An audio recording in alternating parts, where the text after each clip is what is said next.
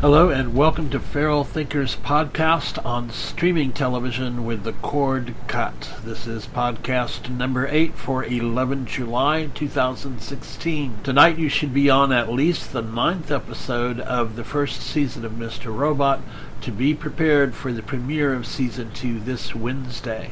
Wednesday also brings the second episode of Tyrant's third season, which features the entrance of Nafisa, played by Annette Mahendru, for whom I have, without realizing it, been waiting since Nina, the character she played in The Americans, was executed in a Soviet prison. Scheduling both Mr. Robot and Tyrant for Wednesday night is a little tricky.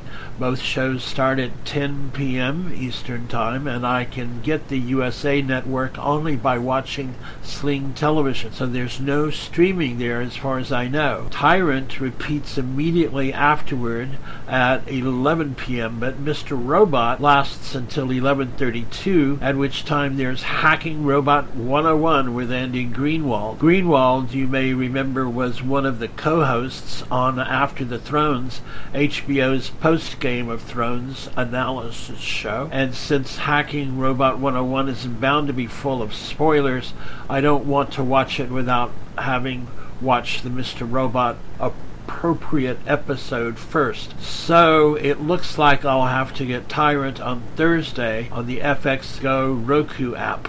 I will keep you posted in case I find a better way to handle this. Tonight's podcast contains a review of the movie Trumbo with Bryan Cranston, now streaming on Amazon Prime, and a quick rant on why I love streaming. So here we go.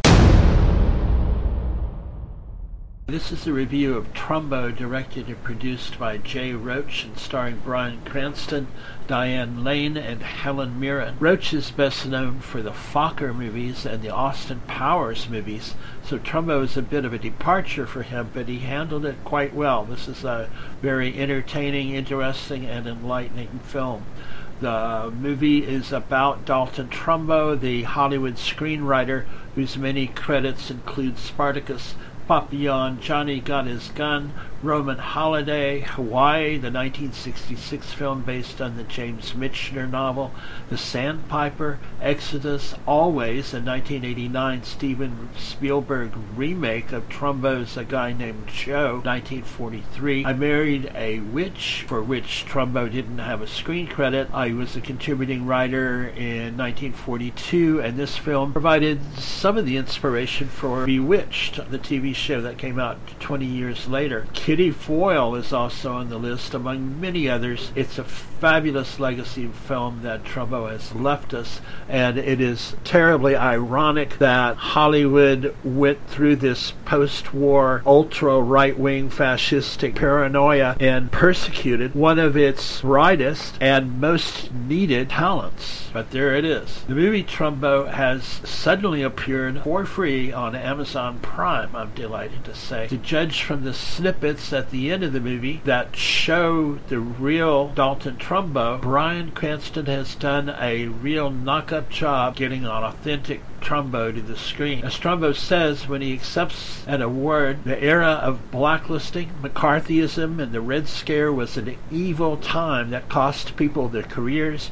their families, their fortunes, and sometimes even their lives. Trumbo joined the Communist Party in 1943 at a time when the Soviet Union was allied with the United States in winning World War II, the movie points out. His interests are humanitarian. He supports strikers and respects picket lines. He wants people to be fairly paid and not just victims of a corrupt Hollywood. His more serious communist friend and fellow screenwriter Arlen Hurd, played by Louis C.K., says, "You talk like a radical, but you live like a rich guy." And Trumbo concedes it's true, but his heart is in the right place.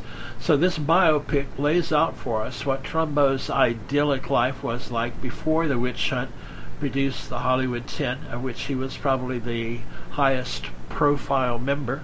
It follows him to the House Un-American Activities Committee in Washington, D.C. There, upright conservatives like Gary Cooper are saying things like, "If I had my way, they'd all be sent back to Russia or some other unpleasant place." place. Ronald Reagan was there too. He was then president of the Screen Actors Guild, which provided him the cradle of his political being. And he also testified about the evil gripping Hollywood and how the communists were manipulating film production to include their message. Of course, the general idea was to spark in the public such fear that they would look the other way while the real freedoms of America got trampled in the dust. Trumbo does not a supportive witness make before Congress when confronted with a perennial question: are you now, or have you ever been, a communist? At that time, in that age, that question was tantamount to an accusation of criminality, and yet he was not protected by the Fifth Amendment, but instead, because of his refusal, winds up being charged with contempt of Congress. His one defense strategy lay in a liberal majority on the Supreme Court, but before his appeal process finishes, that one of the Supreme Court justices dies unexpectedly, and there goes the liberal advantage. Clearly at that time certain beliefs were criminal, and essentially what Trumbo was prosecuted for was thought crimes, not actions, but beliefs. To any American, he was not willing to line up behind the ultra-right-wing, flag-waving beliefs of John Wayne, played by David James Elliott, was politically suspect. Yet the really scary embodiment of the zeitgeist comes in the form of Helen Mirren's Hedda Hopper, the primeval Hollywood gossip columnist who constantly bullies and manipulates with constant mention of how she will tell her audience of 35 million readers if her targets don't follow her dictates. She bullies L.B. Mayer of MGM, for example, to fire the Hollywood 10, even though they were the best script writers he had. Mirren does such a persuasive job that she summons visceral hate from the viewers of this movie, and you wonder what sort of sadistic proclivities she practices on those closest to her in the dead of night. Wayne, Hopper, and many others worked together in an organization called the Alliance for the Preservation of American Ideals, which did a lot of its work by browbeating legal threats of picket lines, and scariest of all, condemnation in front of Hedda Hopper's 35 million readers. This cheesy manipulation contained all the magical incantations to scare a Hollywood film producer into a cowering, blubbering blob of protoplasm in the corner. Oh, please, I'll fire anyone you like. Just please don't ruin my film. But when the thug politician from the Alliance comes around to Mr. King of King Productions, played wonderfully by John Goodman, we get a great scene of comic relief. Mr. King is working with Trumbo, who has organized all of the Hollywood 10 into a massive script production engine for King Productions, where the emphasis is on quantity over quality. The politician demands that Mr. King fire Dalton Trumbo and the rest of the communists immediately, or there will be picket lines at his films. But the politician has the wrong number here. This would work on a high-class producer. But Mr. King is producing trash for the salt of the earth, movies about bug-headed space aliens stooping the farmer's daughter in the hayloft. King says, go ahead and bring on your picket line. I'll go downtown and get a bunch of winos and whores to march with them. And I don't care what you say about me in the papers either, because the people who go see my movies don't read. And by this time, King is swinging a baseball bat, more to scare the politician than to hurt him. Yet by the time he escapes King's office, it is extremely clear that the Alliance for the Preservation of American Ideals will never bother King Productions again. Fortunately, the hysteria of McCarthyism in the Red Scare gradually wore itself out, but not without leaving a conformist America that is scared of diversity and social experimentation and progress.